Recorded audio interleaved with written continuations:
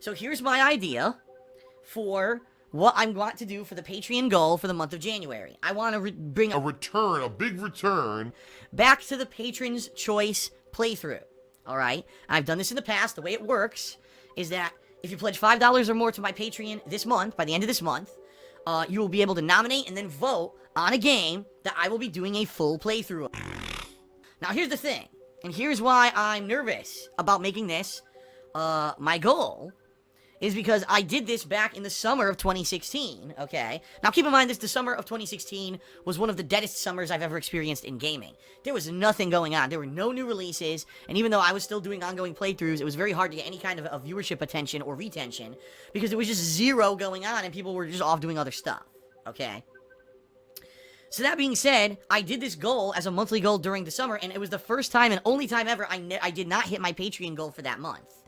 And that was incredibly disappointing. That was obviously a big downer for me, because for a year and a half, I'd always hit my Patreon goal, and to not hit it for a month was a huge negative, alright? Now, the good news is, right? The good news is that, honestly, since then, it's been great. Patreon, every month we've hit the goal, no problems, okay? So I'm hoping, fingers crossed, that regardless of the fact of what the monthly goal is, the reward goal for you guys and gals, that will probably end up hitting the goal anyway, because people realize how important it is to me to have Patreon support and to be able to keep doing this as a job. I need that Patreon income every month, okay? I've come to depend on it, honestly, in order to pay my bills.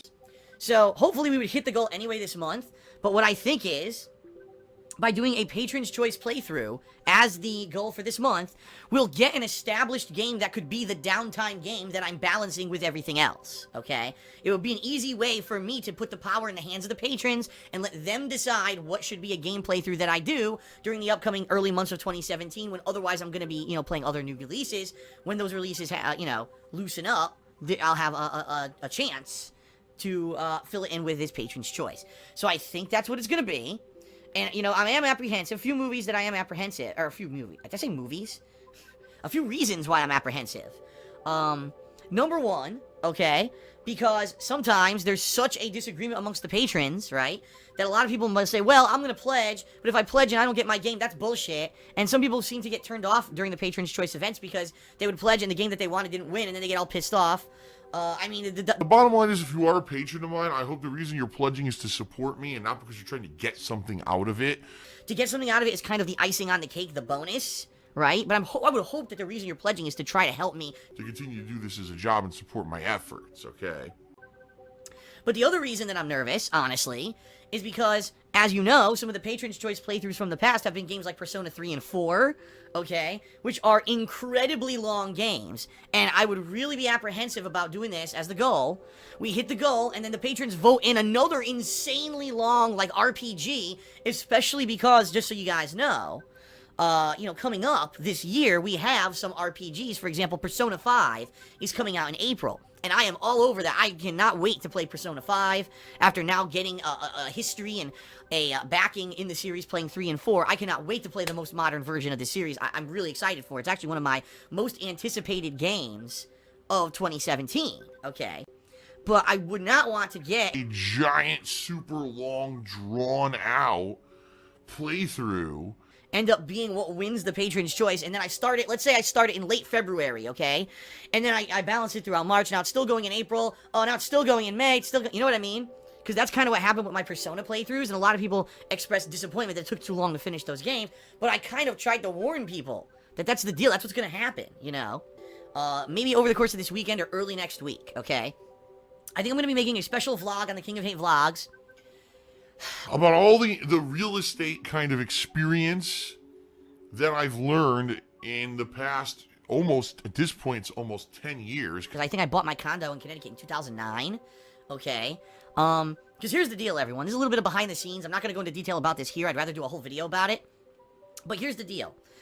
When I bought my condo in 2009 in Connecticut, it basically allowed me to have a YouTube career. And what I mean by that is, if I didn't have my own place, right, with my own setup to be able to have the freedom to record whenever I wanted and scream and do commentary at gameplay, and basically that allowed me to blow up on YouTube, having that own living space of mine.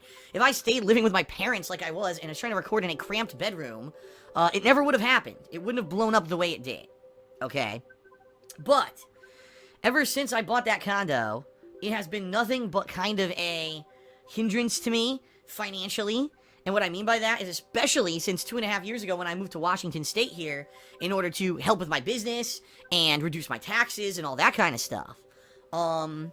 That condo is like the leftover boil on my ass. You know what I mean? Like, I can't get rid of it. I can't get rid of it because the housing market in Connecticut is so bad. And because, as you guys and gals know, I've been talking about this recently. My financial situation is not very good. All right. Having this place in Connecticut that's sucking over $1,000 a month out of my money, and there's nothing. I had no benefit. There's no benefit to having this thing. But the bottom line is that I paid way more for this place in 2009 than it's worth now because the home values in Connecticut have tanked, and so I can't sell it. If I sold the house right now, I wouldn't make enough money to pay off my mortgage. I'm not even kidding you, over $30,000. That's how much the housing market in Connecticut has tanked in the past several years, you know? So, it sucks. And I'm kind of between a rock and a hard place here.